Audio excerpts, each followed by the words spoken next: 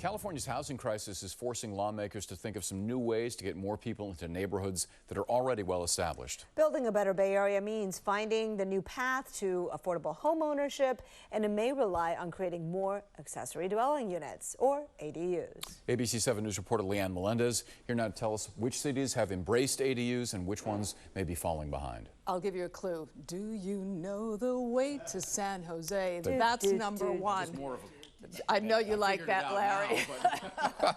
People are calling it the backyard revolution because there has been a surge in the number of ADU permits, not only in San Jose, but in other cities in the Bay Area. But does it make sense to spend that much money? Now, most people said yes, because if you can build it, you can now sell it.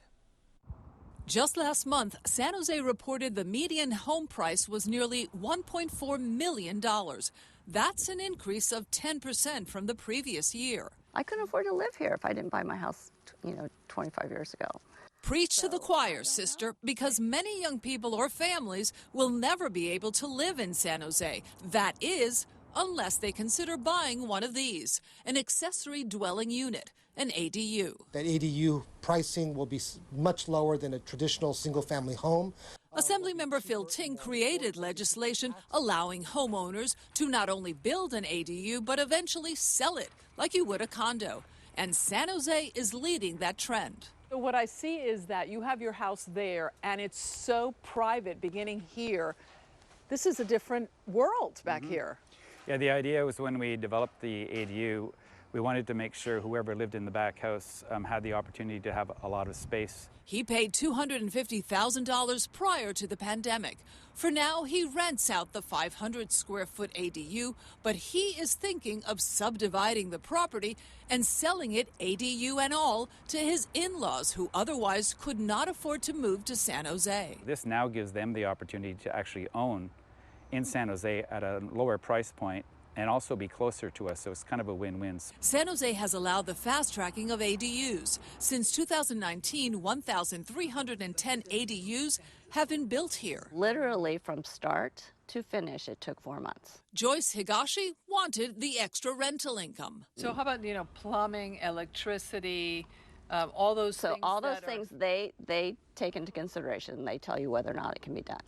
They came in and laid the foundation. They did all the trenching for all the utilities. When it came time to deliver the unit, a giant crane lifted the ADU over her main house and onto its foundation. It took a total of 4 minutes. The city of Berkeley is expected to allow homeowners to sell ADUs like a condo. Councilmember Rashi Kesarwani says it may happen this year. It would essentially work in the way that a homeowners association would for a condo. I actually grew up in a condo, and so, my parents paid property taxes, we had our trash bins, everything was as if we owned, just like a single family home. This book is for homeowners who want to build an ADU. Cole Peterson is an expert on the process of building ADUs.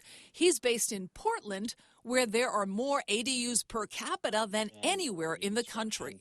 So that's kind of the biggest misconception, is just like how much this costs. And then the important thing to understand is well, even if it costs $500,000, what's the return on investment? And so in the Bay Area, obviously, things are expensive to build, but you can also get huge amounts of rental income from these things. So it might be a very rational investment. San Jose has received 4 times as many applications to build ADUs as San Francisco has. So far, San Francisco has built 937 ADUs since 2019.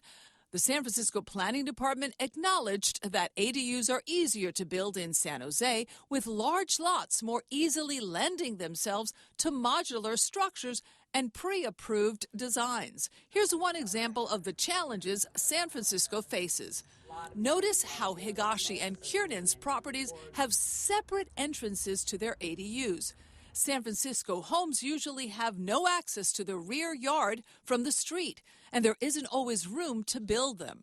But the city is allowing some homeowners to convert a garage into a small ADU. accessory dwelling units, you're right, are fully independent dwellings. So yeah, they have their own kitchen, their own bathroom. Ryan O'Neill is the founder of the website How to ADU. He says California is on the cutting edge of the ADU movement. 1 in 5 units last year for new home construction were actually ADU permits in the state of California. That's really exciting because that's incremental homes. It's a lot of housing that wouldn't exist otherwise.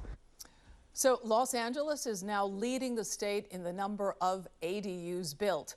Now, I should mention both homeowners we interviewed, come here, please, and went to see the ADU, purchased in San Jose. Those two people in San Jose, they purchased actually modular ADUs, which are cheaper, or let's say less expensive. That's good. Yeah. That needs to be removed as a barrier. I think the camera just knew I wanted to say something. Yes, I know. Right? Which is just... Right? Yes, you're excited to say this. Well, it's just that it seems like more cities would totally embrace it because it would help them meet their housing element, the state mandated number of new units, right? Yes, and it's a win-win because you meet that quota, possibly, but you also have an income for the people who live there, the homeowners, and possibly sell it too. Yeah. I think you'd want to have a certain amount of space between your house and the privacy. I need Kristen wandering around the backyard or something. You know, I don't know what she's up to, except demanding a close-up. I don't know. Thank you, Leanne. You're welcome.